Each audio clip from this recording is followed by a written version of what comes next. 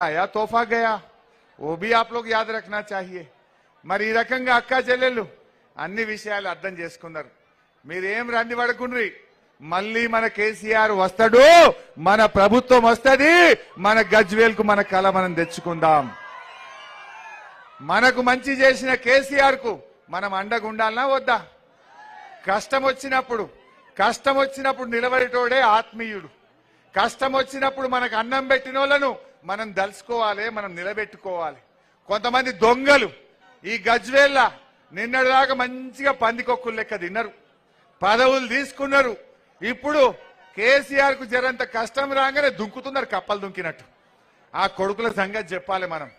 నువ్వు నీ పదవి కోసం, నీ కాంట్రాక్ట్ల కోసం, నీ మట్టి కోసం, నీ దందాల కోసం, చీకటి దందాల కోసం మీరు పోయినరు బిడ్డ। ఇవాళ ప్రజలు చూడండి, నేనేదో 2-3 వేలు వస్తారనుకున్నా, ఈ ఒక్క జగదేవ్పూర్లో ఇసుకేస్తే రాలనంత 10,000 మంది అన్నాదమ్ముళ్ళు అక్కా చెల్లెళ్ళు వచ్చి ఇంత పూర్వ స్వాగతం చెప్తా ఉంటే, ఇగో ఇది ప్రేమ, ఇగో ఇది దయగల్ల గుణం। ఇగో మా అక్క చెల్లెళ్ళు, నా తమ్ముడు కేసీఆర్ ను కాపాడుకుంటాం, మా అన్న కేసీఆర్ కు అండగా నిలబడతామని వచ్చిన మీ అందరికీ నేను శిరస్సు వంచి మరొక్కసారి పాదాభివందనం చేస్తా ఉన్నా।